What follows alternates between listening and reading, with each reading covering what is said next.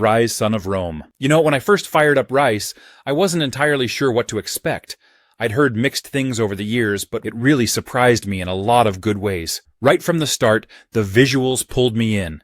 I mean, this game is stunning. The world of ancient Rome looks so alive, from the grand architecture to the battlefields dripping with atmosphere. It's one of those games where you can just stop and admire the scenery. But Rise isn't just about looking pretty. The combat, while simple, is incredibly satisfying.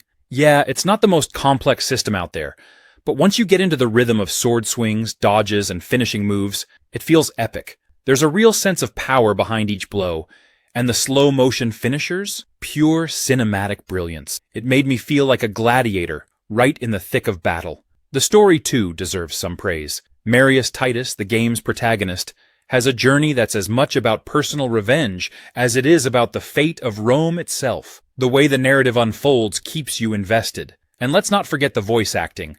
It's top-notch, really bringing the characters and drama to life. One of the coolest things about Rise is how it captures the brutal reality of Roman warfare. You can tell the developers paid attention to detail, especially in the way soldiers fought, and how battles were choreographed. There's something genuinely immersive about leading your troops through a formation, calling out orders, and fighting alongside them. It adds this sense of scale and leadership.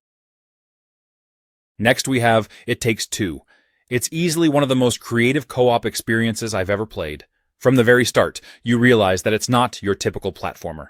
It's all about teamwork. Whether you're playing with a friend, partner, or even someone you just met, the whole experience becomes this shared journey that's honestly so much fun. The level design is incredible. Every single level is packed with unique mechanics that are specific to that environment. 1 minute, you're in a garden where one player's watering plants while the other's chopping through obstacles. The next, you're in a clock tower, messing with time itself. It's never repetitive because each new area throws something different at you. The gameplay just keeps evolving. One of my favorite sections was when one of us could fly on this paper airplane, while the other navigated obstacles on the ground. It's all about trust and coordination. What I also really appreciate is how the game balances difficulty. It's not too hard, but it does require you to think and communicate. There were moments where my co-op partner and I would be stuck for a minute, but it always felt rewarding when we figured it out together. You're constantly learning how to rely on each other's strengths, which is such a fun way to approach co-op. Honestly, what really stands out to me about It Takes Two is just how much fun it is. I mean, you're not just playing a game, you're sharing this experience with someone else, and you're both equally important to making it through the story. Whether you're laughing at the absurd situations or getting a little competitive with the mini-games sprinkled throughout, trust me, the mini-games are addictive. Next we have Nier Automata. One of those games that didn't exactly explode onto the scene when it first launched, but ended up becoming a cult classic. If you've never played it, at first glance it might seem like just another action RPG. But this game much more than that. It's one of those titles that, once you dive in, completely pulls you in with its depth themes and that emotional roller coaster of a story. But here's the thing. When it first came out, not a lot of people were talking about it. Sure, it had fans, but it didn't immediately blow up like some big AAA game. Part of that might be because the original was kind of niche and never really became a mainstream hit. So it had this uphill battle where people weren't sure if it was worth checking out. The game is weird. And I say that in the best possible way. It doesn't hold your hand, it doesn't give you a typical RPG experience, and the story can get really out there. You've got androids questioning the meaning of life, robots acting like humans, existential dread, and more than a few mind-bending plot twists. For some players, it was a little too philosophical. It's not afraid to get deep and ask big questions. And that can be off-putting if you're just looking for a straightforward action game. Then there's the whole multiple endings thing. It doesn't just have a single ending, it has like 26 of them. Now, most of those are joke endings, but to get the full story, you actually have to play through the game multiple times, seeing it from different perspectives. Some people love that. It's one of the game's strengths, but others didn't really want to replay the same sections to uncover the whole narrative. It was divisive, to say the least. Next we have Mad Max. So, I recently had the chance to spend some time with Mad Max, and let me tell you, it's an experience that truly stands out. The game captures the raw, gritty essence of the Mad Max universe so well that it feels like you're right in the heart of that post-apocalyptic wasteland. One of the first things that hit me was the attention to detail in the environment. The desolate landscapes and towering sandstorms are crafted with such precision that they almost feel alive.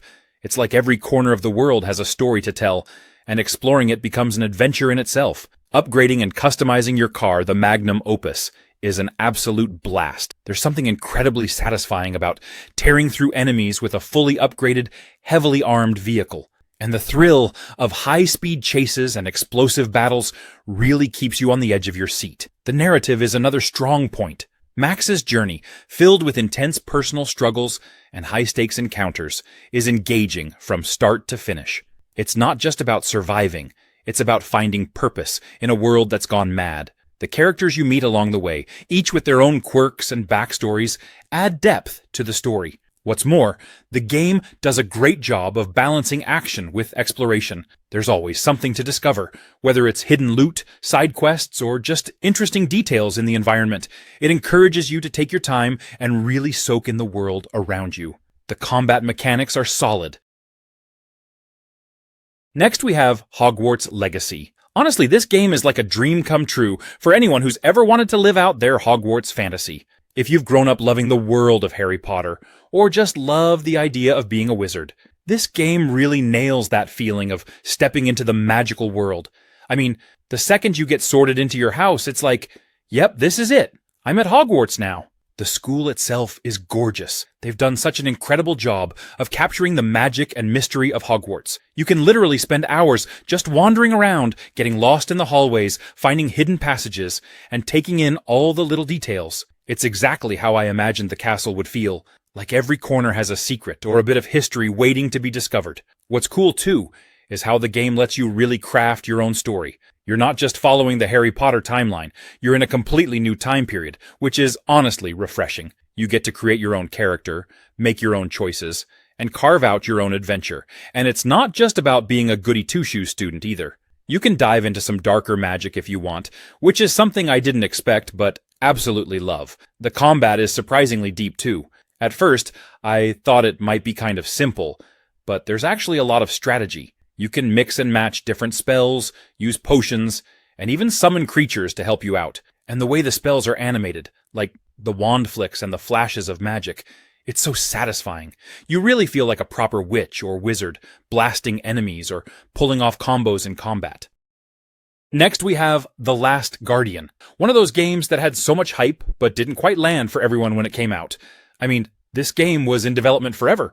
It was first announced back in 2009, and people were excited because it came from the same team behind ICO and Shadow of the Colossus, two absolute classics. But by the time it finally released in 2016, it felt like the gaming world had moved on, and the expectations were sky high. The controversy with The Last Guardian mainly came down to its controls, and the AI for Trico, the giant bird dog creature that's basically your companion throughout the game. Trico is central to the whole experience, and players were supposed to bond with it. But here's the thing. Trico is stubborn. It doesn't always listen to your commands, which frustrated a lot of people. Some players were like, why isn't this thing doing what I want it to do? But if you think about it, that's kind of the point. Trico isn't just a tool or a simple AI. It's meant to feel like a living creature with its own personality, and sometimes that means being a little unpredictable. Another thing people struggled with was the camera and controls. They felt a bit clunky and dated, which made navigating the beautifully crafted world more challenging than it should have been. In an era where gamers expect smooth controls, this was a big sticking point for a lot of folks. But if you could get past that, there's something magical about the game. The bond between the boy and Trico, it's incredible. Next we have Outer Wilds.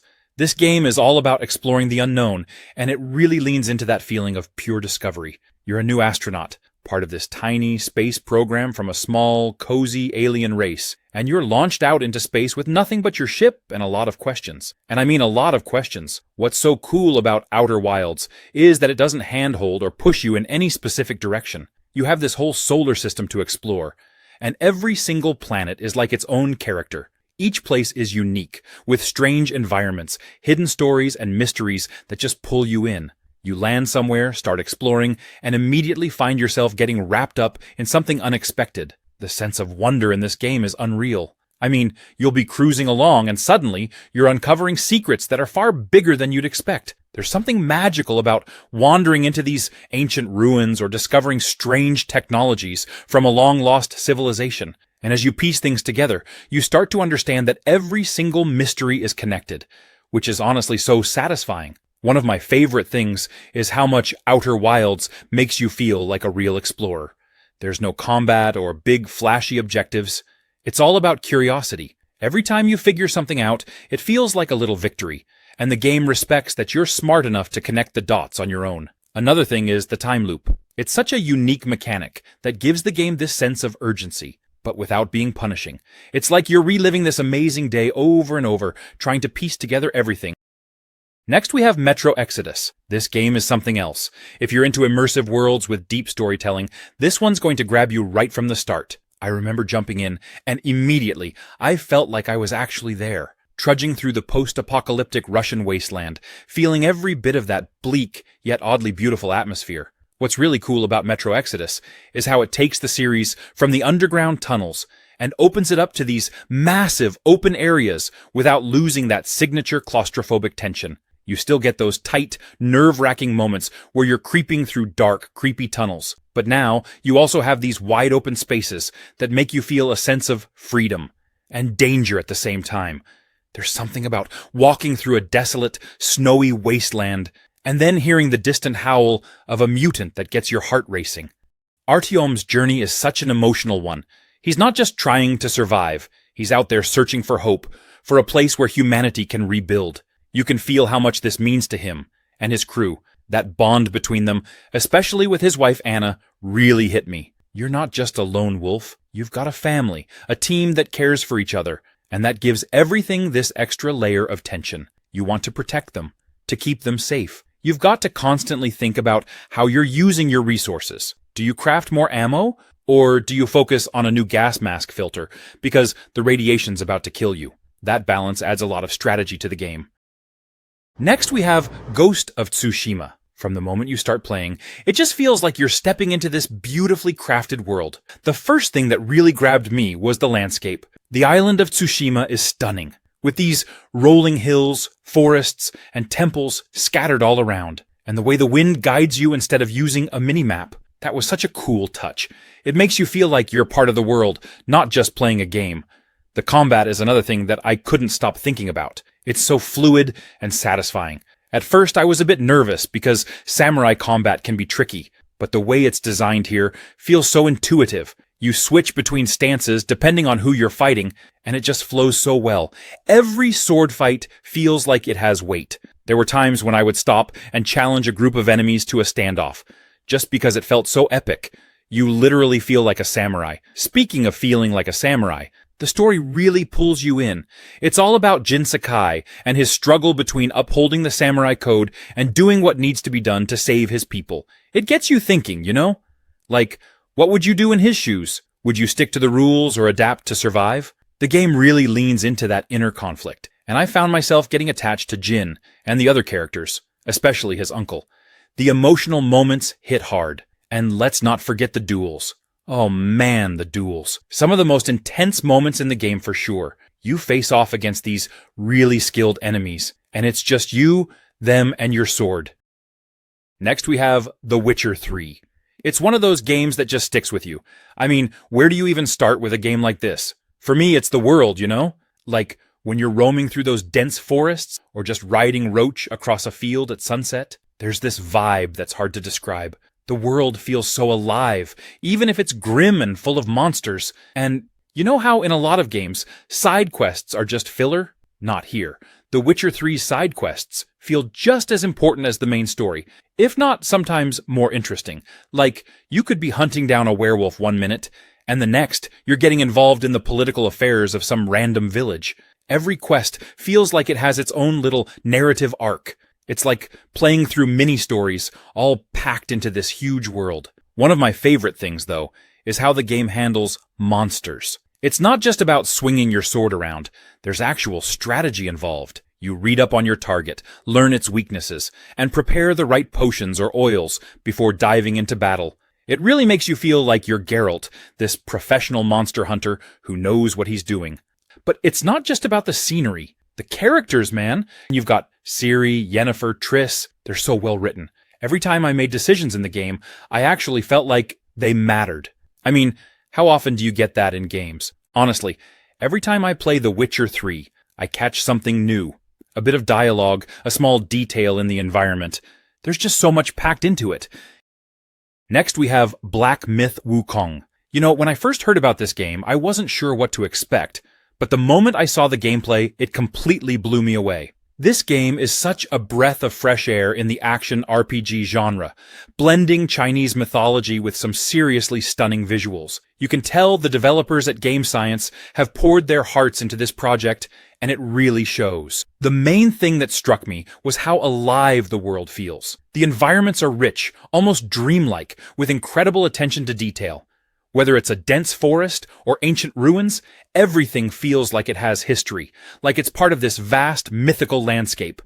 And don't even get me started on the creature designs. Some of these enemies look straight out of Legends, but with a fresh, modern twist that makes them both terrifying and beautiful. As Wukong, you have access to a lot of cool abilities, and it's not just about fighting. There's a real sense of strategy involved. You can transform into different creatures and use their powers to outsmart enemies, which adds such a dynamic element to combat. It's not just about mashing buttons, but thinking on your feet. Every battle feels intense, like you're actually facing off against these legendary foes. But it's not all about combat. The story itself seems to be really captivating, diving deep into the lore of Journey to the West. The way the narrative is woven into the gameplay, with cutscenes and dialogue, really draws you in. Next, we have Sniper Elite 4. It's set in World War II Italy, and let me tell you, it's way more than just a standard shooter. This game actually has you thinking, planning, and sneaking around, which makes it so much more engaging than just running and gunning. It's a nice change from the darker, grittier locations. There's this real sense of place, like you're actually on these missions behind enemy lines. You can even explore different routes and vantage points, so every mission feels open-ended. It's not a game that tells you, go here, do this. You have the freedom to get creative with your approach. Now, the big star of Sniper Elite 4 has to be the sniping itself. I mean, there's a reason Sniper is in the title. The sniping mechanics here are awesome. The game takes everything into account, distance, wind, even gravity, so every shot feels earned. And then there's that iconic X-ray cam. When you land a perfect shot, the camera follows the bullet in slow motion, and you get this X-ray view of it ripping through your target. It's kind of gruesome, but also so ridiculously satisfying. You know they nailed the shot mechanics when you can feel the weight of each shot. It's like a mini celebration every time you get it just right. But Sniper Elite 4 isn't just about staying a mile away from enemies and picking them off one by one. It's a full-on stealth experience. You have to be smart about where you go, how you hide, and how you move around. You can use the environment to mask your shots, like firing when a plane goes overhead or when a generator is making noise. It makes you feel like a real sniper, working with whatever you have to stay unnoticed. Next, we have Persona 5. Without spoiling anything, you play as a high school student with a secret double life. By day, you're navigating the trials and tribulations of school, classes, exams, and hanging out with your friends. But by night, you're a phantom thief, sneaking into mysterious realms to change hearts and fight evil. It's as cool as it sounds, trust me. The menus, the animations, even the transitions, everything feels like it was designed by someone with a passion for flair. Every little detail screams, we're going to make this look amazing, even if it's just a loading screen. And don't even get me started on the music. The jazzy soundtrack is the kind of thing you'll be humming for weeks after you play. And the gameplay. It's this perfect blend of turn-based combat and life simulation, and somehow it works beautifully. One moment you're strategizing in these gorgeous, surreal dungeons, pulling off stylish combos and unleashing your personas, which, by the way, are basically manifestations of your inner psyche. The next, you're deciding how to spend your free time. Do you study for your next exam?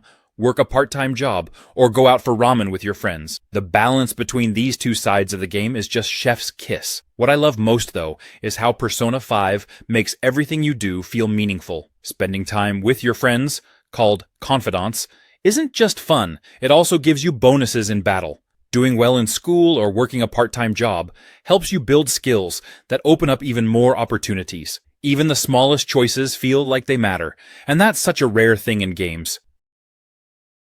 Next, we have Dishonored 2. It's like stepping into a living painting where every corner has its own story. One of the things I really appreciated was how they expanded on the original game's mechanics. The new powers are incredibly fun to use. For instance, Emily's ability to manipulate time is a game changer. I found myself replaying levels just to experiment with different ways to use her powers. It's like the game gives you a playground for your creativity. Corvo's powers are just as thrilling as ever, but they've added a nice twist with his new abilities. The flexibility in gameplay is fantastic. Whether you prefer stealth or going in with all guns blazing, the game supports both playstyles seamlessly. It's amazing how each mission can be approached in so many different ways. I spent hours just replaying levels to see how different strategies panned out. The story itself, absolutely gripping. The dual perspectives of Emily and Corvo offer such a fresh take on the narrative. I loved seeing how their choices and actions impacted the world around them. It's impressive how the game manages to weave personal stories with broader political intrigue. Also, the character interactions were top-notch. It felt like the NPCs actually had a life of their own, reacting to your choices and changing their behavior accordingly. It made the world feel more dynamic and alive. I found myself genuinely invested in the characters and their fates. If I had to nitpick, there were a few bugs here and there, but nothing that really detracted from the overall experience. Next, we have Baldur's Gate 3. If you're into RPGs or Dungeons & Dragons, this is basically a dream come true. The thing is, it's not just the story. It's the choices you make, the characters you meet, the dice rolls that can completely change how a situation unfolds. Every playthrough feels different, and I love that about it. First off, let's talk about the freedom this game gives you.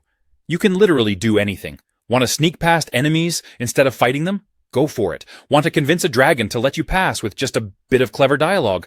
Roll those dice. Or if you're feeling chaotic, you can just, blow stuff up with magic and hope for the best. That freedom makes every encounter feel fresh, and it's not just about combat. Your decisions can have lasting consequences on the story, on your companions, and even on the world itself. The story itself is wild. You start off with this mind flayer parasite in your brain, which immediately sets the stakes super high. And as you try to find a cure, you uncover all these other crazy plots and factions vying for control. It's dark, it's epic, and the world is full of so many cool little stories and side quests that it's easy to get lost in it all. The best part? You can shape the story in so many different ways, whether you want to be a hero, a villain, or something in between. The game doesn't force you down one path. It really feels like your journey. It's got that perfect blend of story, character development, and strategic combat, all wrapped up in this beautiful, sprawling world. Next, we have Titanfall 2. If you haven't jumped into this game yet, you're in for a treat because it's one of those rare shooters that nails everything from movement to story. You're not just running and gunning here. Titanfall 2 turns you into a parkour expert, with wall running, double jumping, and slides that let you weave through the battlefield like a pro. The controls are smooth, and once you get the hang of it, it's hard to go back to other games. The map designs are built around this movement too, encouraging you to think creatively about how to get from point A to point B. There's something so satisfying about stringing together a perfect series of moves to outmaneuver enemies, and every match feels like you're pulling off action movie stunts. And then there are the Titans. If you ever wanted to pilot a giant mech, Titanfall 2 makes that dream come true. The game balances your time between playing as a pilot, the fast, agile soldier, and then calling down your Titan, which adds this completely new layer to the gameplay. Titans are powerful, heavy-hitting, and give you this awesome sense of being a walking tank. But it's not just a button mash fest. Every Titan has unique abilities and weapons, so there's actually a good bit of strategy involved. One thing that really stands out in Titanfall 2 is the campaign. Now, I know campaigns in first-person shooters can sometimes feel like a warm-up for multiplayer, but here it's a full experience on its own. It's well-paced, exciting, and even throws in some surprises that keep things fresh. Next, we have Control. I remember starting it and thinking, okay, this looks interesting, but it just keeps getting weirder in the best possible way. You play as Jesse Faden, who walks into this super-secret government building called the Federal Bureau of Control. And from there, things get strange.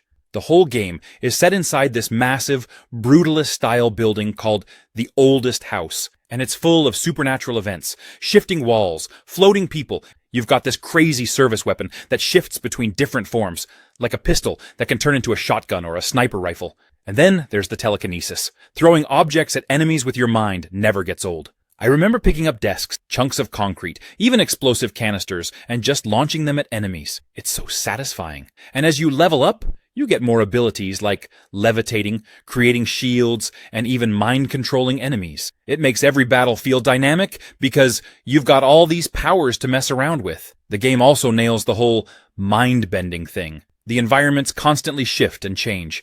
There's this one part, the ashtray maze, that had me completely blown away. It's like this surreal, almost psychedelic level where the walls and floors are shifting, and you're just flying through it, blasting enemies, while this killer rock soundtrack plays. So yeah, Control is one of those games that feels totally unique. It's got this perfect mix of supernatural weirdness, awesome combat, and a mystery that keeps pulling you deeper. Next we have Subnautica.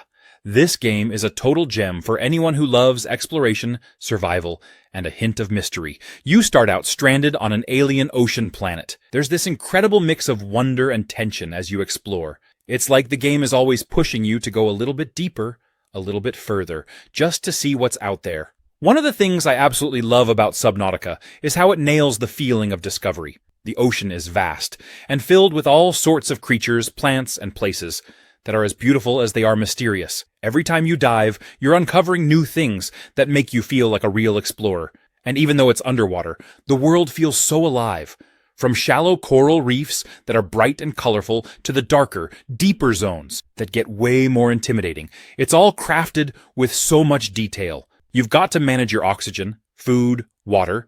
It's challenging, but in a way that feels fair and really keeps you on your toes. There's something so satisfying about scavenging for resources, crafting equipment, and upgrading your gear as you go. Slowly building up your tools to explore deeper and farther feels super rewarding. It's like every small success is a huge win, and you get this incredible sense of progress. And the creatures? They're incredible. Some are friendly, just minding their own business, but others? Well, let's just say there are a few surprises in the deep that make your heart race. The game does this brilliant job of making you feel small, like you're just one tiny part of this huge ecosystem that doesn't necessarily care about you.